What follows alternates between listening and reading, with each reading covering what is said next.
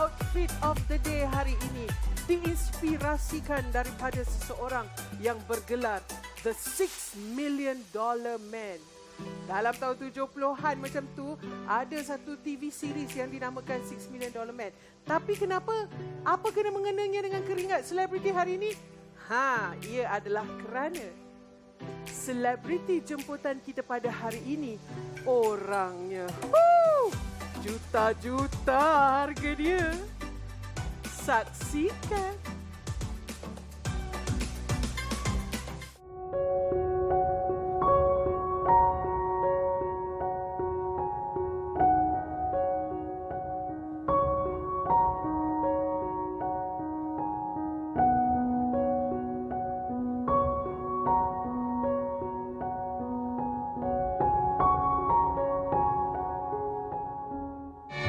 Bila ku dengar bunyi marakas, diiring pula petikan gitar, suara biola mendayu-dayu, mengiringi suaramu. Di malam itu engkaulah bintang, menyanyi lagu berdendang sayang. Hai, anda bersama saya Adi Bahno dalam Keringat Selebriti. Tadi saya disebut $6 Million Man kan? Tetamu kita pada hari ini adalah seseorang yang telah mencapai angka juta-juta-juta hanya dengan membuat filem. Siapakah beliau? Dato' Yusof Haslam! Tengok tu. Selamat datang ke rumah saya yang kecil ni. Hai. Duduk Dato'. Ya Allah, takutnya tengok. Inspektor, apa nama inspektor? Saya dah jadi DCP. Oh, DCP. Helmi. Masa inspektor tu zaman tahun 85 masa mula-mula buat drama polis. Ni gelaran $6 Million Man ni sejak bila sebenarnya? Sebenarnya saya pun tidak minta gelaran tu. Oleh kerana satu siri TV di RTM ketika itulah. Tak salah saya. Program tu iaitu drama bersiri daripada Amerika, The $6 Million Man. Yes. Lee Majors. Lee Majors. Dan kebetulan pula ketika tu lepas beberapa tahun saya buat filem. Iaitu filem ketiga saya, filem keempat saya, iaitu Sembilu 2 yang mencatat kutipan 6 juta. Lalu dia gelar gitu kan. Masa tu tahun bila Dato'? Tahun 84 begitulah lebih kurang. Ketika tu harga tiket murah lah. Tapi 6 juta tahun 85 tu dah kira macam level tak tahulah berapa. 60 juta kot kalau sekarang. 95. So sekarang ni Dato' tengah busy buat apa? Saya masih meneruskan program televisyen iaitu Gerak Khas yang telah bertahan selama 20 tahun. Daripada tahun 1998 berhujung kita bermula. Dan dalam masa sama anak saya Syafiq sedang mengarahkan filem Abang Long Fadil 3. Dan Syamsul sedang membuat kerja-kerja penyuntingan untuk filem Mat Kilau. Mat Kilau iaitu kisah perjuangan lah. Perjuangan seseorang pejuang Melayu di Pahang. Dan filem tu dia buat oleh Kembara Picture lah dengan kerjasama Scope Production. Dan Syafiq juga sekarang ni pula habis cerita Abang Long Fadil yang ketiga tu. Dalam proses pembikinan filem Polis Evo 3. Tu dia best. Itu joint venture. Itu joint venture antara Scope Production dan Astro Shaw. Yes. So Datuk kira sekarang ni monitor anak-anak. Saya monitor dan masih sekarang walaupun usia saya dah 65 masih lagi menulis skrip. Masih lagi menyemak-nyemak skrip-skrip dalam drama Gerak Khas dan program-program TV lain yang kita buat. Asyadlah, Scope Production. Masih struggle lah, bukan kata dahsyat, tidak. Sama. Saya masih menganggap diri saya ni macam dulu juga. Perjuangan tak pernah berhenti kerana kita bermula daripada peringkat paling bawah sekali. Jangan pandang saya Yusof Haslam pada hari ini, pandang saya Yusof Haslam 40 tahun dulu siapa saya. Okey, Datuk Yusof Haslam, siapakah orang yang pertama yang bawa Datuk ke spotlight ni? Spotlight ni sebenarnya dalam bidang filem ni, dulu saya masuk sekolah, lepas habis sekolah SPM, saya nak cari duit ketika itulah. Buat part time jadi pelakon tambahan dekat Merdeka Studio dengan bayaran RM4 ketika tu. Allah. RM4 tu nilai. RM4 tu buat apa tu Datuk? Jadi ekstra di orang kampung lah apa semua kan. Jadi masa tu hitam putih di Merdeka Studio di zaman kejatuhan filem Melayu. Jadi kita saja suka-suka RM4 dulu tu macam hari ni RM40 lah. Penggang tombak sampailah ke watak-watak Sampai utama. sebenarnya selepas masa saya jadi di Merdeka Studio tu jadi ekstra-ekstra, arwah bapak saya, abang saya marah lah. Pergi buat kerja yang mendatangkan hasil. Ada zaman tu, setakat jadi ekstra ni pun apa, zaman tu kalau jadi hero pun tak boleh survive. Industri tengah tenat ketika tu. Gambar-gambar Indonesia, gambar-gambar Hindustan sedang meletup. Siapakah orang yang saya terdengar-dengar nama Aimija? Aimija ni adalah wartawan hiburan. Ya. Saya kenal dia ketika berusia 19 tahun. Saya berlakon dalam filem pertama Allahyarham Datuk Jamil Sulong ketika itu, iaitu pada tahun 1973 penghujung. Dia offer saya 74 kita syuting gambar tu. Ketika saya menerima tawaran tu, saya dah bekerja sebagai bas konduktor. Bas konduktor Srijaya. Selama 10 bulan. Kerana herdekan daripada orang tua saya, bagi buat sesuatu. Masa tu susah dapat kerja. Susah dapat cari kerja, kerani pun payah zaman tu. Jadi saya bekerja sebagai bas konduktor dengan gaji saya RM7 selama 10 bulan. Wow. RM7 tu macam hari ni RM70 lah. RM7 sehari, RM7 sebulan? Sehari. Sehari. Kalau kita kira nilai dia sebulan RM210 lah. Saya pun sebenarnya, frankly speaking, saya tidak pernah percayakan bidang ni sebenarnya. Sebab saya tengok dalam industri ni, satu industri yang risiko terlampau tinggi dan bukan menjanjikan kejayaan. Hari ni kita sukses, besok belum tahu. Studio besar macam di RK Studio, iaitu RK Studio ni, Raj Kapoor Studio, di Bombay. Dia orang, satu masa dia sukses. Ada masa filem yang dia buat jatuh. Kemudian how dia bangun balik dengan filem Bobby dia kan. Yeah. Jadi saya mengambil kira segala apa yang berlaku di dunia. Kejayaan hari ini tidak menjanjikan kejayaan esok. Sebab tu saya beritahu anak-anak saya supaya sentiasa berhati-hati dan jangan kita menganggap esok itu kita akan terus sukses. Yeah. Kalau kita tak berjaga-jaga, kita akan hanyut. Sangat-sangat terinspirasi dengan kata-kata semangat daripada Datuk Yusof Haslam. Tadi dia ada mention dia jadi konduktor bas. Kita rungkai perkara itu selepas ini dalam Keringat Selebriti.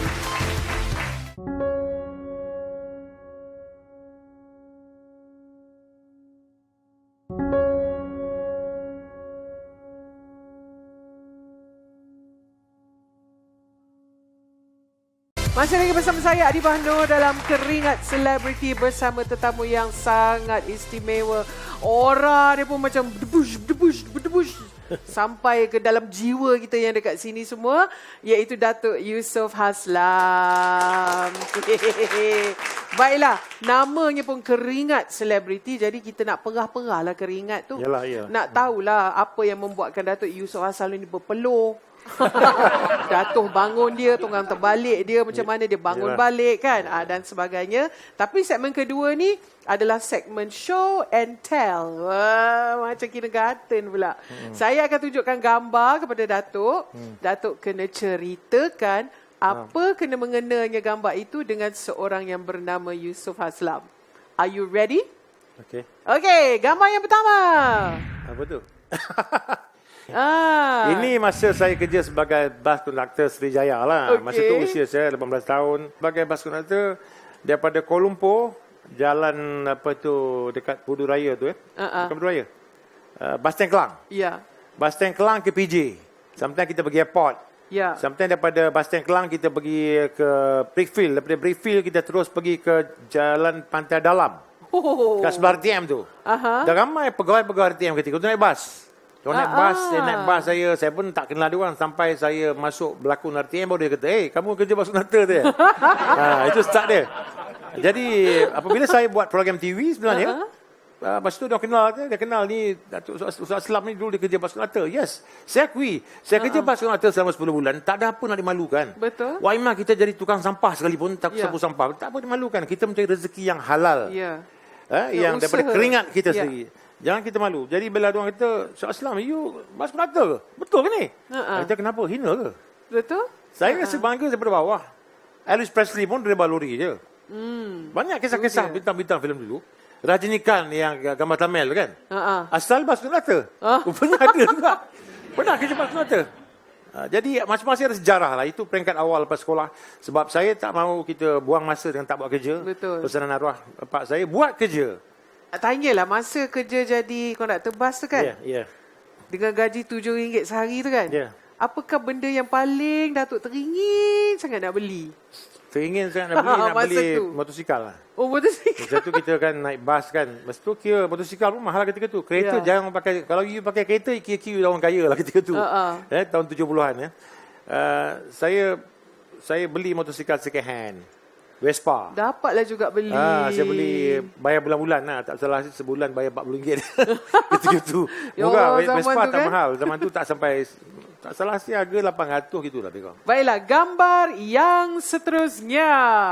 Jalan Pahang. Jalan Pahang ni ada kena-mengena dengan Datuk Yusof Haslam?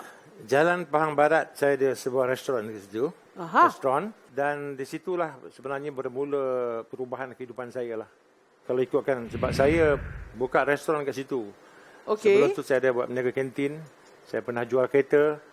Tapi apabila saya kahwin dengan Datin, saya tidak malu untuk cakap bahawa bapa mentua saya, arwah pak mentua saya, banyak membantu saya, bagi saya modal.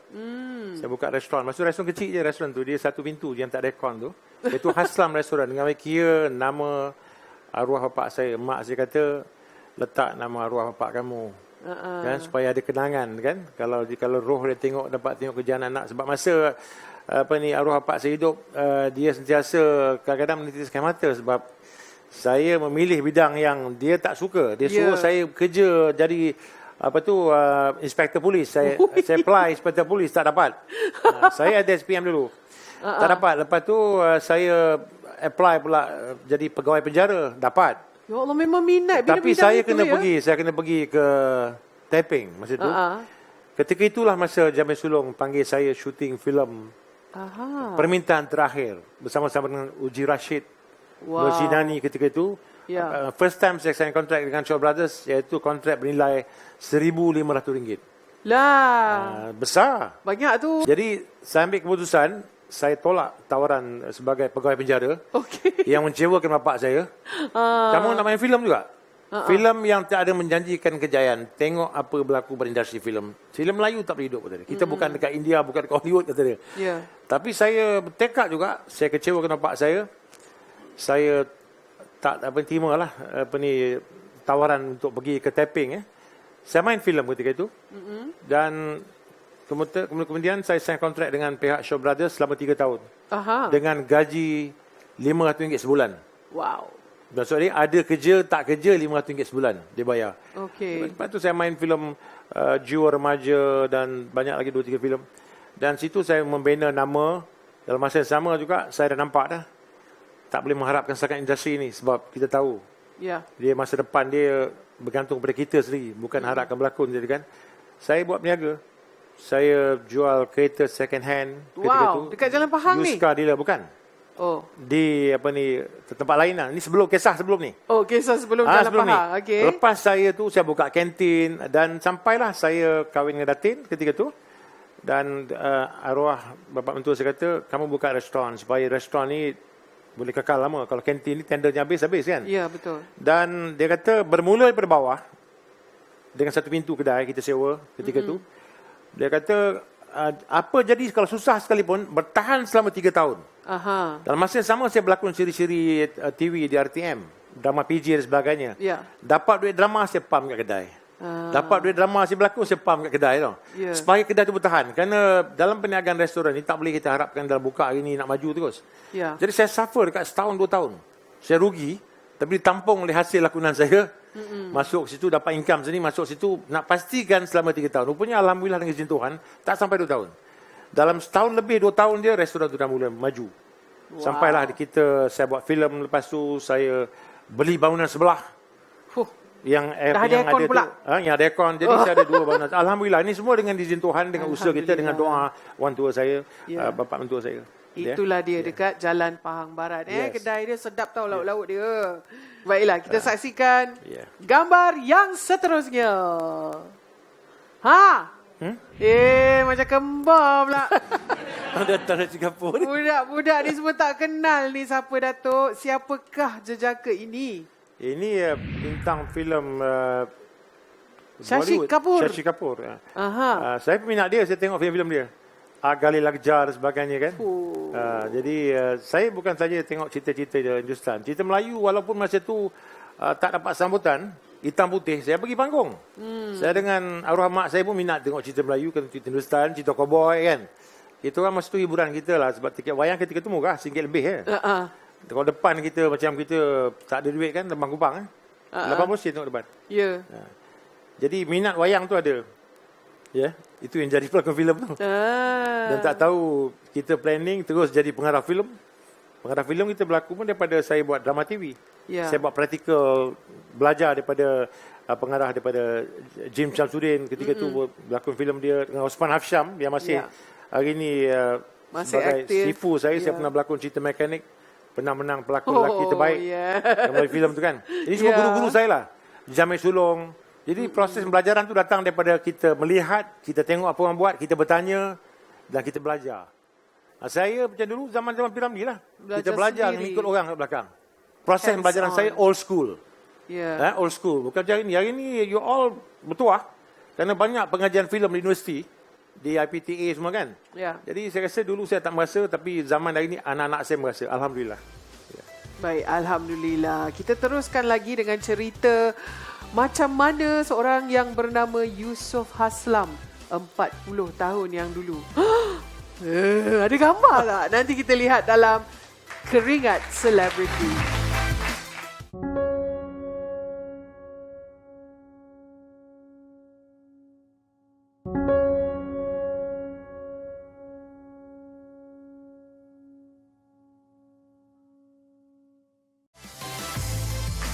Masih lagi bersama saya Adibah Nur dalam Keringat Selebriti bersama-sama dengan tetamu yang sangat-sangat saya segani iaitu Datuk Yusof Haslam.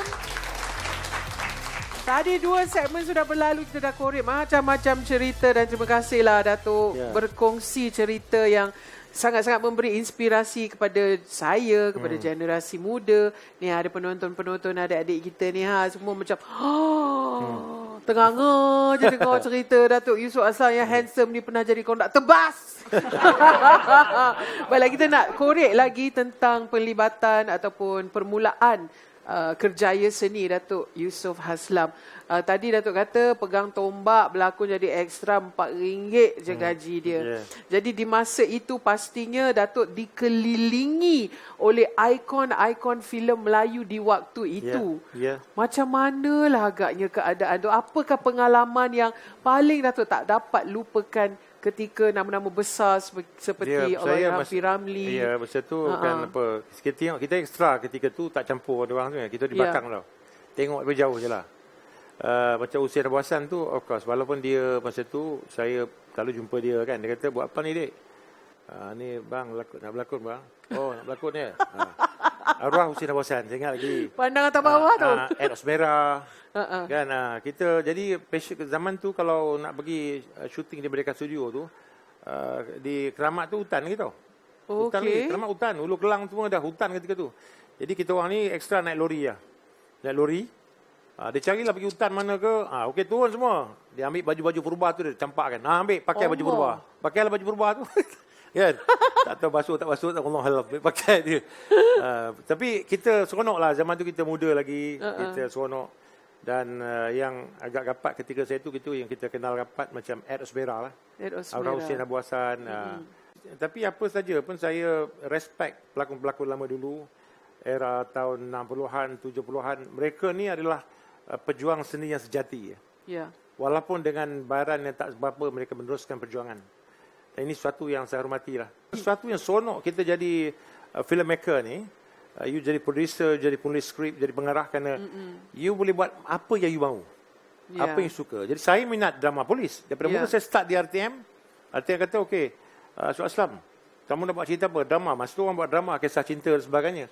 Tapi ada hikmah dia saya berlakon dalam filem Bukit Kepong. Filem Jim Shamsuddin. Hikmahnya dalam usia saya ketika tu 26 tahun ketika saya situlah saya kenal ramai pegawai polis. Yang ada setengah tu dah jadi pegawai tinggi polis di Bukit Aman.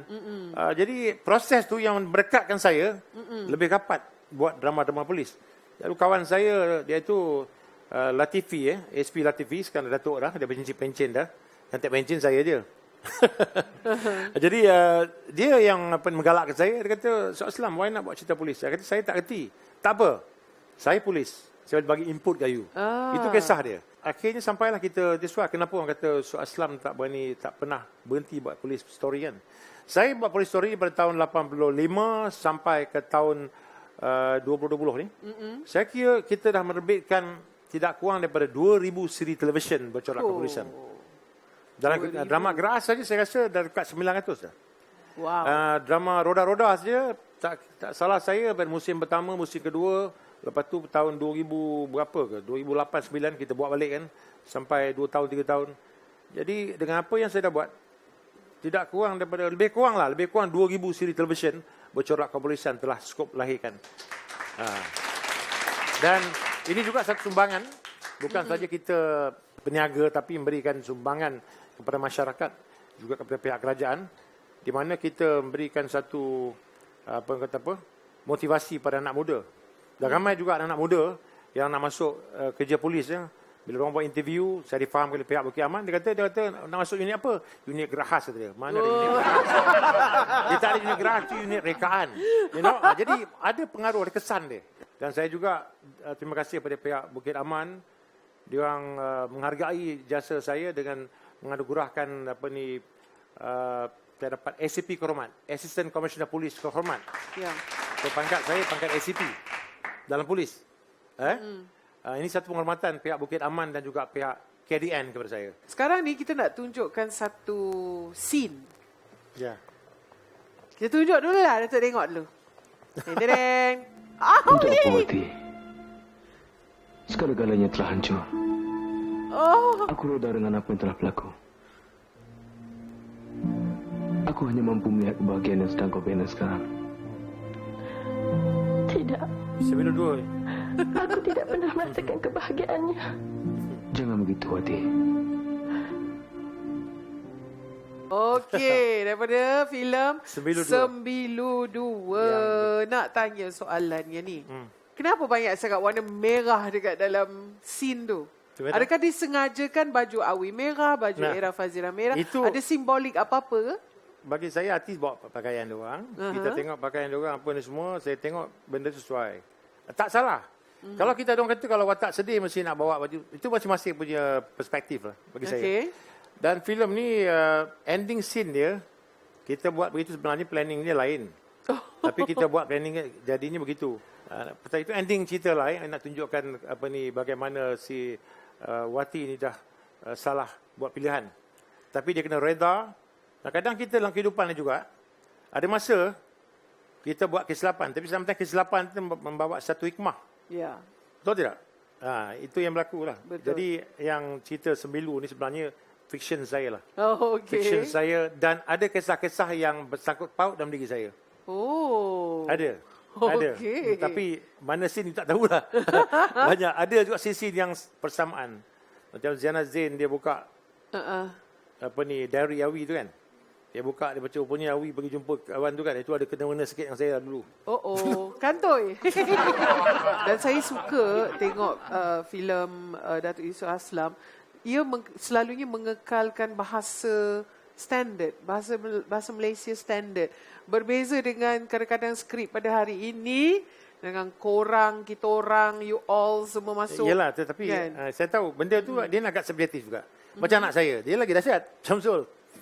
Dia buat kira gangster kan. Lu siapa? Kau salang semalu kan. Kesesuaian lah. Yeah. Barangkali kalau saya ni, because kita ni lebih daripada old school. Yeah. Jadi kita bawa satu bahasa yang kita respect bahasa tu kan. Yeah. Kita mengikut protokol lah tu orang kan. Tapi zaman dia orang ni dah tak mau protokol lagi dah. Kan? Macam dia buat cerita gangster, saya kata apa Sol? Dialog ni. Dia kata memang dia orang ni kalau gangster-gangster ni setengah cakap macam tu. Ya. Lu siapa apa lu mau? Kau salang sama lu kan. Kalau kita dulu kalau jadi grup tu dia lain tau. Dia masih lagi kan? Aku akan hapuskan kau. Yes. Kan? Sekarang dia tak pakai hapus ni. Salang salang kau kan. Baiklah. Kita akan teruskan bersama dengan Datuk Yusof Aslam daripada jadi pelakon tiba-tiba jadi pengarah pula. Macam mana ceritanya, teruskan bersama Keringat Selebriti.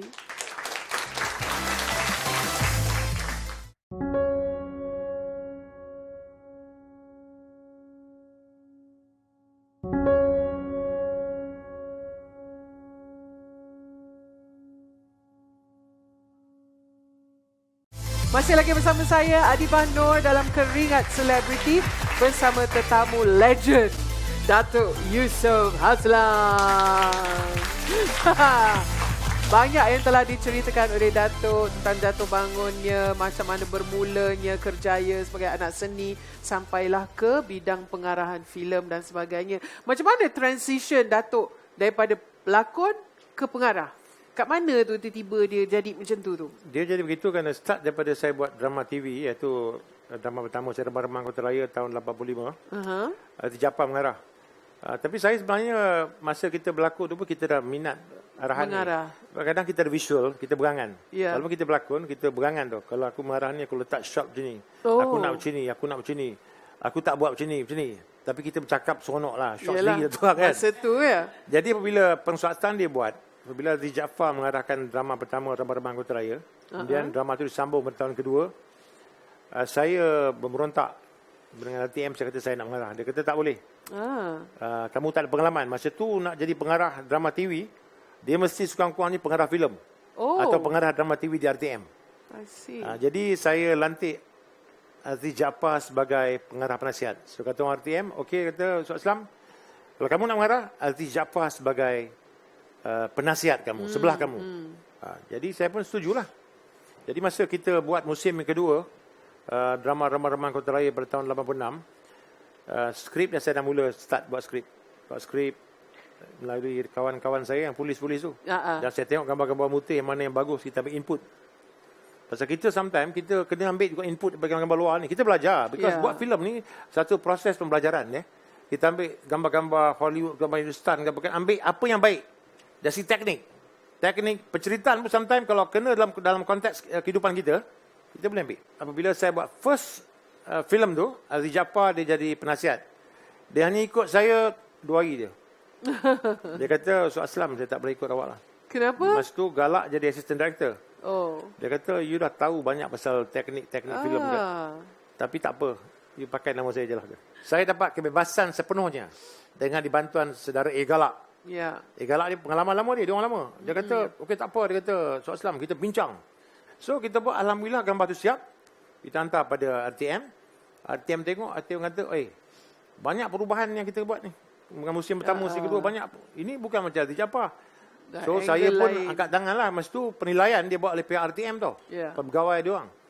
Saya kata kan, betul kau mengarah ni tu dah? Aziz Jaafar dekat situ. Dia kata dengan pegawai tu, terus terang saya kata, saya cuma ikut bagi je ni. Saya tengok dia, kalau boleh mengarah lah. Itu start dia. Dalam banyak-banyak cerita lah. Datuk dah buat macam-macam cerita, TV series, kepolisian dan sebagainya.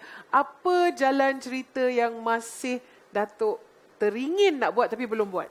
Saya terus terang saya katalah, saya tidak berani jadi Syamsul ketika tu. Kerana ekonomi saya lemah. Saya takut. Terus terang saya kata, Syamsul boleh, dia nak petik bapak, dia dah ada duit. Apa anak-anak ni okey bagi nak ni lah kita bagi. Kita masa tu dah ada kekuatan ekonomi. Zaman saya buat filem ketika tu, saya pun tengah miskin. Tengah bergerak step by step. Jadi saya nak bergerak daripada satu tingkat tu saya berhati-hati. Sebab sekali satu filem, 2 filem dia flop, rugi besar, you tak boleh bangkit lagi dah. Banyak producer filem ketika itu yang buat satu filem, 2 filem, tutup, gambar flop, dia habis. Jadi saya takut. Dan isteri saya memberi nasihat, Yus ingat, you labur sekian banyak. Hati-hati, jangan shock sendiri. Jadi saya pun takut. Jadi saya buat apa yang saya rasa boleh jual. Tapi macam anak saya, zaman anak saya ni pula, dia apa yang dia boleh jual dan apa dia nak buat. Macam Syafiq buat desolasi. Saya tahu gambar tu. Skrip ni saya kata, ini bahaya ni gambar ni. Tapi tak apa. Pasal saya ada kekuatan ekonomi ketika tu. Tak apa, you buat. Tengok. Okay, so far walaupun dia tak box office, tapi alhamdulillah lah. Dia bawa satu anjakan paradigma dalam industri filem kita. Kelainan. Yang skop ni, dia bukan macam bapak dia je. Syamsul bawa lain. Dia bawa cerita hantu, dia buat cerita gangster. Gangster pun saya pun sebenarnya agak risau Syamsul buat cerita kayak gangster. Saya kata, Sol, cerita gangster ni agak kasar lah tu. Tak mahu papa buat cerita polis, aku buat cerita gangster. Kan? Bapak yang fikir itu bila? Masa buat macam ni je, katak bertepuk orang tu kan. Saya setuju pada cakap. Tapi kita rasa, dia buat juga. Hati saya berat juga. Tapi apa yang dia cuba, berjaya. Begitu juga dengan Syafiq. Dia tak ikut macam abang ni style. Kalau dia ikut macam abang ni style, dah ada dua benda yang sama. Ya. Syafiq Jadi memang lain. lain sikit. Jadi saya lain sikit di zaman saya, zaman orang kata kita masih dalam ketakutan. Kata ketakutan kerana ekonomi kita tak kuat lagi. Skop tak mantap lagi ketika itu. Tapi apabila skop dah mantap, anak-anak buat filem, saya bagi kebebasan yang lebih luas. Ya. Dan alhamdulillah mereka berjaya bukan sebab bapa dia suat Islam, tetapi kerana mereka juga berbakat. Kadang-kadang Datuk, bukan sahaja bila kita berada di bawah, orang kecam kita, orang pandang rendah pada kita. Pada kedudukan Datuk ni pun, saya pasti banyak menerima kontroversi dan juga segala kecaman. Jadi, kita nak tunjuk gambar-gambar ni pada Datuk dan harap-harap Datuk sudi untuk bercerita sedikit, mungkin luahkan perasaan dan sebagainya apabila melihat gambar-gambar ini. Jom kita tengok gambar yang pertama. Mansur Putih kritik karya Yusof Haslam dan anaknya sebagai sampah. Yes. Tolong komen sikit, Datuk. Saya rasa bagus.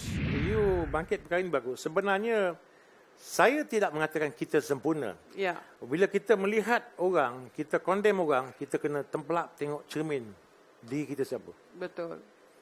Saya kenal Mansur Putih bukan sebab saya ada agenda bencikan dia sebab dia kritik filem saya sebelum ni. Betul kritik filem anak saya. Wak Imam, filem anak saya menang anugerah pengarah terbaik Asia pun. Dia kritik juga sampah. Hak dia. Ya. Sebab macam Mansur Putih ni, di zaman Jim Shamsuddin, contoh kata saya ni, zaman Jim Shamsuddin, Bukit Kepong, saya ingat lagi, dia belasah gambar tu habis-habisan. Dia condemn habis-habisan gambar tu. Dia kata gambar tak ada mutu, gambar ni macam tepi jalan ni gambar lah. Dia punya saya ingat lagi. Tapi Jin diam je. Saya cakap dengan Tan Sri Jin ketika tu, saya kata, Abang Jin, apa kita? Peduli kan nak melalak. Dia kata dalam hidup ni, Syed Islam, bukan semua orang suka kita. Lagi you tinggi berjaya, lagi you banyak musuh. Ada kritikan yang membina, okey, tapi ada kritikan yang menghina. Bagi saya, terserah. Handle tu, yang menghina. Dan dia juga seorang orang filem. Dia mengatakan, Mansur Putih ni, dia mengatakan dialah filmmaker. Right. Dia belajar di New York, tapi orang tak hargai dia. Tapi kalau you tengok satu manusia, kalau dia berterusan pada orang berjaya macam Jim Shamsuddin yang besar-besar dulu kan. Daripada ke zaman saya pula, dia hentak apa, tak apa, tak kisah. Tapi janganlah orang kata you melontarkan, bukan kritikan. Itu adalah hinaan. Ya? Dan kita harus cermin diri. Dia pun filmmaker juga kata dia. Kalau you filmmaker, mana sukses you? Mana you punya hasil you? I tak kata, I tak pernah hina you. Jim Shamsuddin juga tak pernah hina Mansur Putih. Sebab dia dah panas, dia dah berkobar-kobar. kita nak bakar lagi, Datuk. Ni dia, kes saman novelis Aku Bosya. Perbicaraan kes saman. Katanya menuduh Syamsul ambil cerita dia. Katanya, ya. Okey. Ini sebenarnya satu perkara yang pelik juga. Saya tak tahu hal benda ni. Okey. Apabila berlaku, selepas gambar ni tayang 4 tahun, 5 tahun, datang satu hamba Allah, datang kopi saya dengan isteri dia. Dia orang Perak juga, sebab mak saya orang Perak juga. Okay. Dia kata, Datuk, ni kita hantar ni, besok kita nak minta tuntutan. Tuntutan apa? Anak you Syamsul dah ciplak filem novel saya. Novel apa? Novel dia Aku Bosya. Tak pernah aku dengar pun. Oh, ni novel tahun 96, Datuk. 96. Hai? Okey, mana novel ni? Dia pun tunjuklah. Saya pun, okey, saya kata bagi saya masa baca. Saya pun baca, dia pun dah balik. Baca, saya kata, ini mana pun cerita dia, kisah dua orang Bosya. Konteks dia, jalan cerita dia, dalam cerita dia punya flow storytelling dia lain. So, lepas tu kita berhubung, kita kata, saya nampak tak ada asas saya nak bagi you. Apa dah heran, daripada kita pergi court pun kita habis RM10,000. Betul. Boleh bayar. Tapi saya fikirkan prinsip saya. So, bila pergi mahkamah, hakim mengatakan, magistrate kata, better settle sama you all lah. Daripada bawa mahkamah pun kan ada apa. Lalu saya jumpa dengan penulis skrip tu, penulis novel tu lah. Dia kata, macam mana dia nak settle? Dia kata, you nak settle ke? Kalau settle, you buanglah kes ni. Tak boleh lah, saya hendak juga bagian saya. Saya kata, saya nak bayar apa? Saya kata, Haji, kalau saya nak bayar you, kalau anak saya buat salah, saya bayar RM100,000 pun. Tapi ini, kalau saya nak bayar you, tak ada asas. Sebab apa? Kan? Akhirnya, bawa pergi mahkamah. Pergi mahkamah, bicara-bicara, hakim tengok. Tengok, terus dia buka scene by scene, tengok tu. Kemudian, dia mainkan video cerita Bosya. Babak ni ada. Ni tak ada. Tapi dia syuting dekat tu, dekat ni apa ni Dataran Merdeka, dalam cerita kita pun ada yang Dataran Merdeka. Ai? Dataran Merdeka tu semuanya sama pula kau ya. tahu Dataran Merdeka tu kau punya ke? Asal ada satu scene Dataran Merdeka cerita kau ke? Jadi dalam pada tu berlaku ni dia tanya banyak tadi, okey, lepas tu dalam perbicaraan tu buang kes. Kemudian dia pergi lagi merayu ke Mahkamah Rayuan. Saya ikut tak apa. Kita habis duit, RM10,000 kita habis. Dia pun ikut Mahkamah Rayuan. Pergi Mahkamah Rayuan, dia rayu, Mahkamah Rayuan kata, okey, nak bawa ke apa tu ke Mahkamah Rayuan, dia pula menang. Dia nak menang because hakim kat sana ada lebih kurang berapa orang ke? Seorang ke dua orang macam kita. Tiga orang. Dan dia ambil kira, dia kata pasal you ambil dia punya idea. Tapi hakim tu dia tak tengok filem. Terus jatuh hukum. Dia punya bicara 5 minit. 5 minit ni. Bicara sekejap sangat. Okeylah, tak apa, tak kisah. Saya pun tak kisah. Saya pergi lagi merayu ke Mahkamah Federal. Pergi Mahkamah Federal, 5 hakim dia. Jadi dia orang bercara, dia orang tengok fakta satu-satu. Dia kata, no, ini nonsense, ini kesilapan kepada Mahkamah Rayuan ni. Dia tak tengok filem. Terus buang lagi. Dan dia kena bayar dengan kita RM100,000 lebih. Tu dia. Dan saya belum lagi tuntut tu. Kerana saya fikirkan orang Melayu. Kalau saya nak tuntut, boleh tuntut. Tapi bila lawyer kita bertanya, mengatakan dia punya kehidupan dia orang susah, ada pasar malam kan. Dan saya tak kejam. Sebenarnya dulu kalau pertama kali kalau dia kalah pun saya tak akan tuntut. Sebab saya fikir saya orang Melayu sebagai orang Islam. Saya tak sanggup nak pergi cas dengan orang Melayu yang susah. Okey, klip yang seterusnya. Gambar ni katanya ceritanya.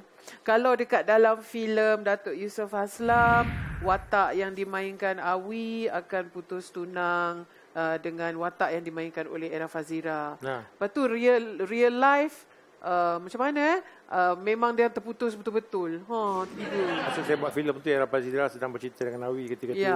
Sangat bercinta. Dan saya ambil dia sebelum bercinta. Sebelum mereka bercinta. Dia kenal dalam filem tu bercinta. Jadi saya pun tak tahu ending macam tu.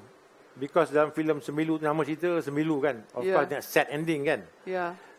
Jadi apa yang berlaku tu, itu bagi saya jodoh masing-masing lah. Kebetulan. Jadi kebetulan bagi saya, masing-masing ada kehidupan sendiri. Awi ada kehidupan sendiri. Era Fazira ada kehidupan sendiri. Dan saya tak boleh komen apa-apa lah. Bukan sebab saya buat cerita tu nakkan dia orang bisa. Allahuakbar. Kebetulan saja. Baiklah, terima kasih Datuk Yusof Haslam sebab sporting sangat. Kita take a break sekejap, akan kembali bersama kami di sini di Keringat Selebriti.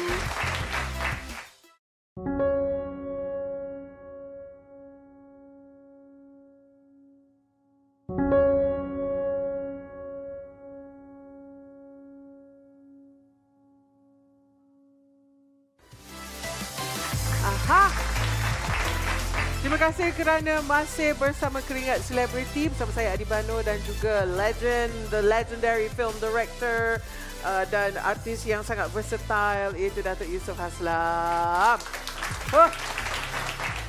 Memang best lah bersembang dengan Datuk ni. Macam-macam cerita happy, cerita panas, cerita kontroversi, cerita marah, cerita sedih. Tapi kita memang sememangnya terinspirasi dengan segala yang telah Datuk ceritakan. InsyaAllah akan diambil iktibar oleh generasi muda, generasi yang ingin berkecimpung di dalam bidang ini dan sebagainya. Baiklah, are you ready? Okay. Soalan pertama ialah, kalau kita nak remake Sembilu, siapa agaknya hero dan heroin? Hero dan heroin? Kalau ini kita ambil pelakon-pelakon yang zaman hari ni lah. Siapa? Saya rasa saya boleh ambil Syafiq Kyle. Dan heroinnya? Ukasha. Ukasha Senrose. Ukasha Senrose. Banyak sangat lah. Kan? Okay. Soalan seterusnya, okay? Jawab terus, jangan fikir apa saja yang terlintas. Kenapa semua filem Syamsul mesti ada kereta accident? Bukan Syamsul saja, Syafiq saja. Dan kebanyakan filem Hollywood yang bercorak aksi ini sebenarnya untuk memberikan impak kepada filem sendiri. Kalau kita tengok macam Fast and Furious, gambar-gambar action James Bond mesti ada ini kan. Jadi saya sebenarnya pun tak bergemar sebab bukan tak gemar apa. Kos. Macam filem KL Special Force sampai dekat 10 kereta habis. Allah. Lepas tu baru ni kita buat Abang Long Friday 3 buah kereta mewah. Habis. Tapi mereka tak kan. Kalau tidak action biasa you kejar mengejar apa kan. Itu ada sebahagian daripada orang kata apa ni Nak memberikan adrenaline memberikan rush satu lah. impact kepada penonton supaya ada terasa sesuatu kan. Macam gambar James Bond, takat tembak-tembak nanti tinggal sekarang. Tapi Orang boleh dalam buat kapal Munafik untuk- pun ada kena accident macam mana? Apa? Dalam Munafik pun ada kena accident macam mana? Munafik tak ada. Tak Mana ada? ada. Munafik satu je ada bukan accident. Dia masuk tu, masuk Kira, tu. yelah, Munafik tak ada. kereta lah juga. Dalam cerita-cerita yang lain-lain tu macam cerita gangster tu ada. Tapi yelah, perlu. memanglah. Kalau tak ada kita itu prop kan. Orang putih ada buat bas meletup. Dia buat kapal meletup. Kan? Yes. Soalan seterusnya. Pernah tak terfikir untuk suruh seniman A galak cukur misai? Dia pernah pelakon satu drama, bukan drama polis ya, drama lain. Cukur misai. Saya suruh cukur. Buruk nampak. Dia pun Lain tak suka. benar Dia kata rupanya. hilang garak dia. Saya rasa saya pernah tengok. Dia Production sebenarnya tu. galak. Dia misai tu buatkan dia mahal tau. Yes. Kalau tak ada tu pelik sangat rupa A galak. Ya. Baik, soalan seterusnya. Ini kena cepat Yang ni cepat. Siapa lebih power? Syamsul atau Syafiq? Dua-dua power. Aish. Boleh dua-dua. Kena semua. Dua-dua power. Dua-dua power lah bapa. Masing-masing ada kelebihan dia sendiri. Cik. Kan?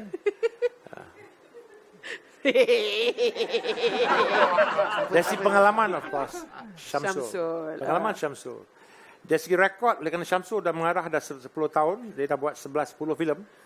Syafiq, dia mengarah usia dia, arahan dia setakat ni ada 7 tahun dia buat. 7 tahun. 7 tahun baru lebih kurang dalam 10 filem juga. Ya. Tapi yang bezakan dia, kreativiti Syafiq dengan Syamsul lain.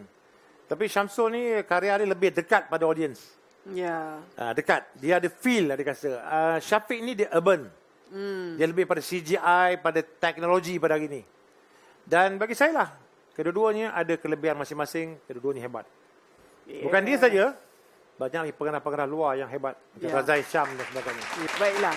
Soalan terakhir. Kenapa saya tak pernah berlakon filem Datuk? Itulah selalu jumpa. Sekarang ni masa saya buat drama-drama TV selalu saya sebut dengan PA saya kan, dengan PM saya ambil you berlakon. Yalah. InsyaAllah saya akan bagi tahu dengan Syamsul Syafiq lah. Kalau dapat dia sesuai kan. InsyaAllah. Okey, baiklah. Ada lagi 5 perkataan. Setiap perkataan tu bila saya sebut, Datuk sebut sesuatu yang kena sambung dengan satu lagi perkataan. Kalau misalnya saya cakap baju putih, macam tu. Okey. Kerusi brown, macam tu Okey. Macam dia. Okey, perkataan pertama ialah Awi, Handsome. Syamsul, Yusuf. Pascal, Berjaya. Tuan, Acem. Tuan Helmi. yeah, Persona. Bintang. Dahsyat. Okey, sebelum kita ucapkan selamat tinggal kepada Datuk Yusof Haslam sebagai otai, sebagai legend. Sekarang ini 65 tahun usianya katanya ya. Ya. Apakah yang Datuk Yusof Haslam 65 tahun akan katakan kalaulah kita boleh pusing masa balik, Datuk Yusof Haslam 65 tahun nak cakap pada Yusof Haslam yang berusia 18 tahun? Apa yang you akan cakap pada diri you sendiri? Kita harus terus bekerja, berusaha, jangan kita stop untuk kita belajar, jangan kita lemah semangat. Kita kena teruskan perjuangan selagi hayat di kandung badan. Oh, tu dia dengar tu. Okay, last one. Bagaimana Datuk Yusof Haslam nak orang kenang Datuk? Saya tidak minta orang kenang saya lah. Saya bukanlah seniman besar ataupun tokoh filem yang besar. Bagi saya penilaian kita adalah masyarakat yang menentukan.